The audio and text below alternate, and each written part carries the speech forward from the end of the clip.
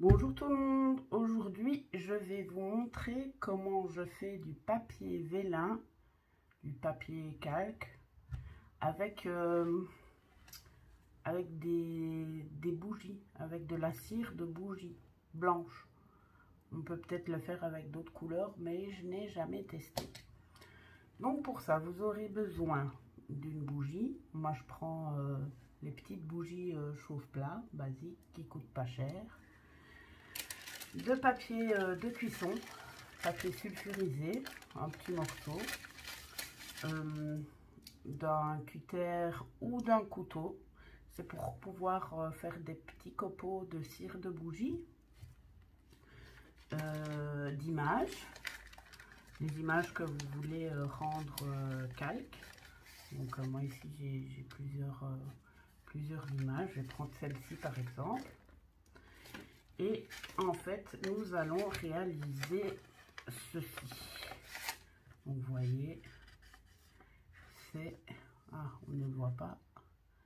C'est transparent. Voilà. C'est une technique que j'ai vue sur une chaîne il y a quelques années. Je ne sais plus vous dire le nom de la chaîne. Je me demande si c'était pas une américaine ou une allemande, je ne sais plus vous dire. Et en fait, j'ai essayé la technique et j'ai trouvé ça super chouette. Et bien sûr aussi, j'oublie le principal, un vieux fer à repasser. Hein, un vieux, hein, parce que si jamais ça se met sur la bougie, se met sur la semelle du fer à repasser, ça va pas être très chouette. Donc moi, j'ai mon vieux fer à repasser. Et un essuie si vous voulez pas tacher votre plan de travail. Ou alors devoir gratter la bougie après.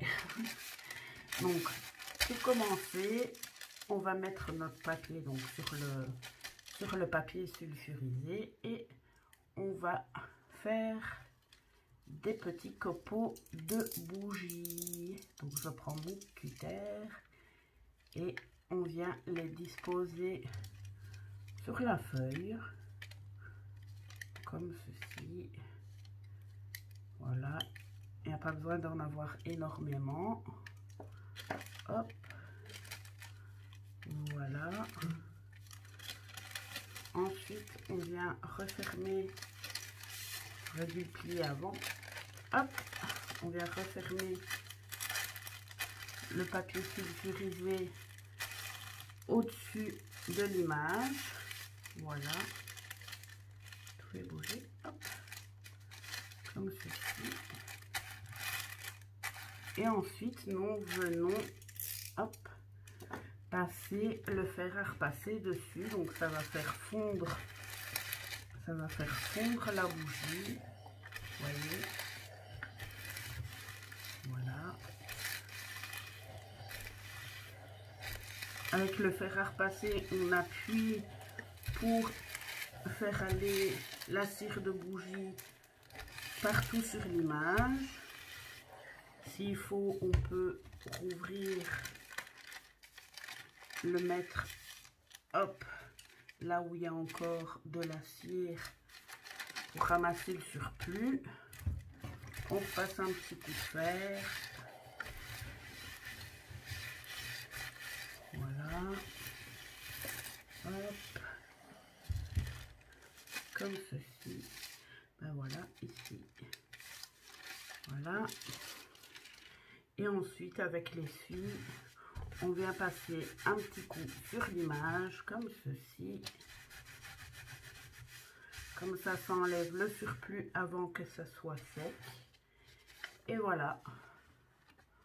On a notre image qui est transparente.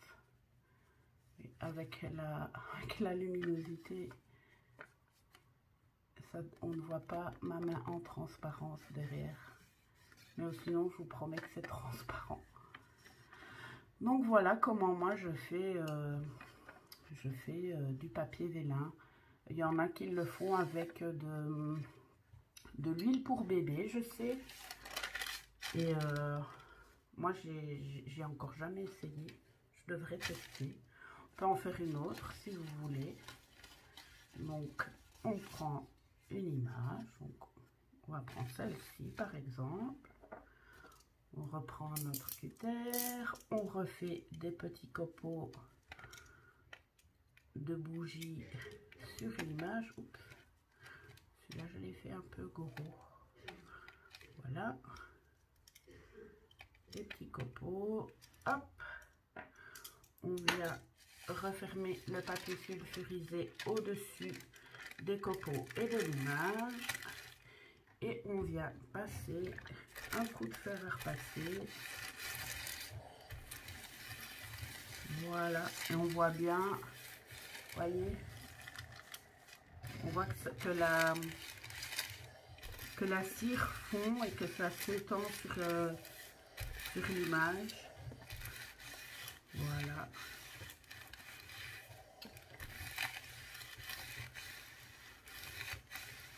Voilà. Là, je pense qu'il y en a partout. J'en ai mis même un peu trop. Si vous en mettez trop, vous pouvez reprendre une autre image et vous n'êtes pas obligé de rajouter du copeau de bougie. Hop. Voilà. Voilà. Comme ceci. Et voilà. Et c'est pas gras. Au toucher, ça fait vraiment comme du papier vélin. C'est doux. Voilà. Je vais vous montrer peut-être avec une plus petite image pour essayer de...